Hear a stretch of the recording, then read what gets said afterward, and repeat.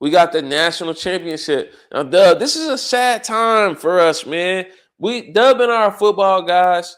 When we get to the national championship, it kind of means football season is almost over with, right? Like it's divisional round for the playoffs. We got the national championship. We only got like 2, 3 more weeks of this thing, man. But it's been a fun ride, with y'all all season.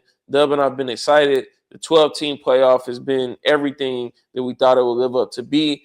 Somehow Miami got in the playoffs without playing in the ACC championship. I don't think they should have got in. I think Notre Dame should have got in, but you know what? Notre Dame should join the conference. Maybe they'll be in next year.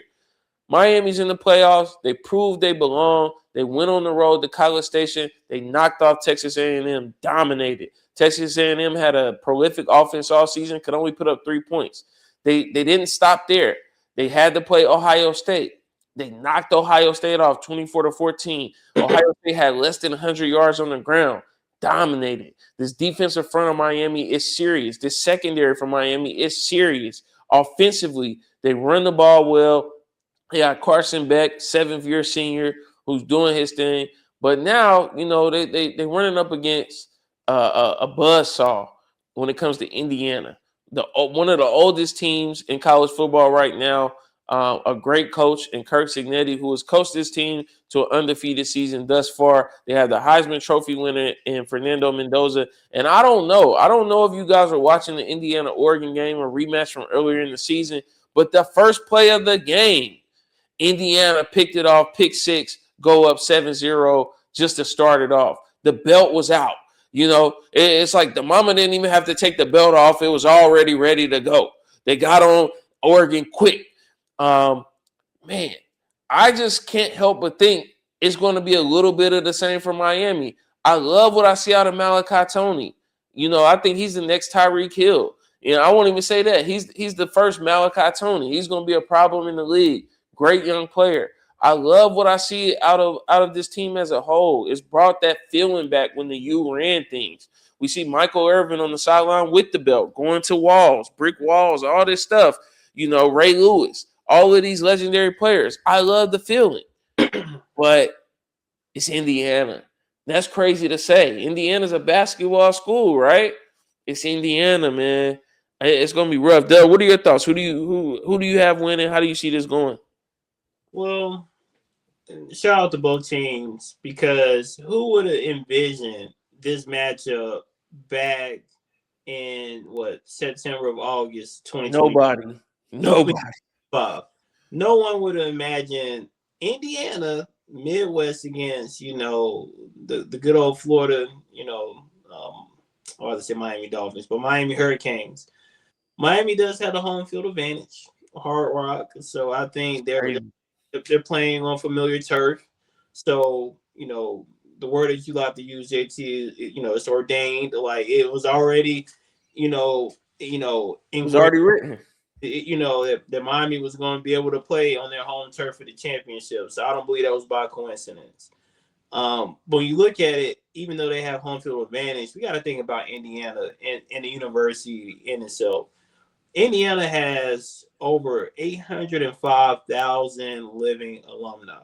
That's a lot of alumni, right? That's fully invested into the university.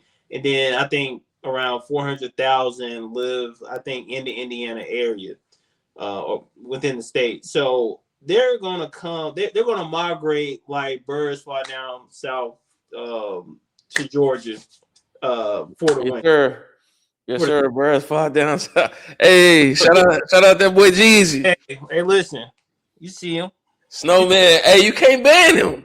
You can't ban the Snowman, dog. You see me. You can't ban him.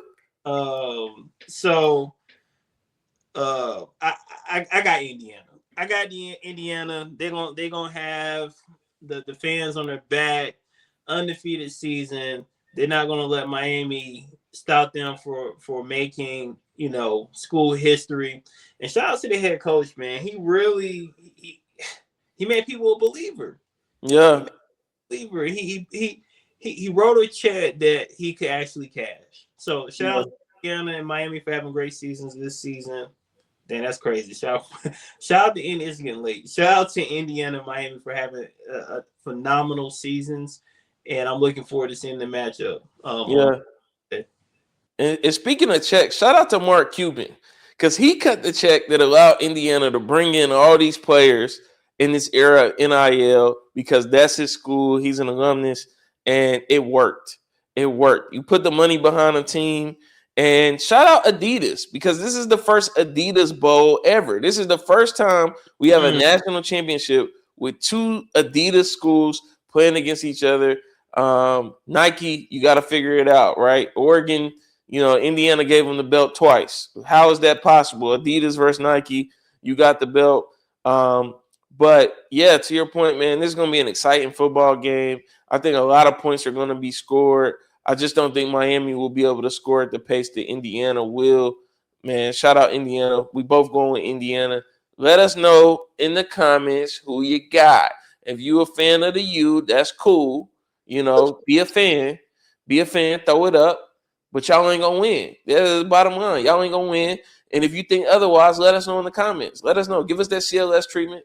Comment, like, subscribe. We'll be back after the national championship to talk about how Indiana put belt to Miami. Michael Irvin leaves the belt at home.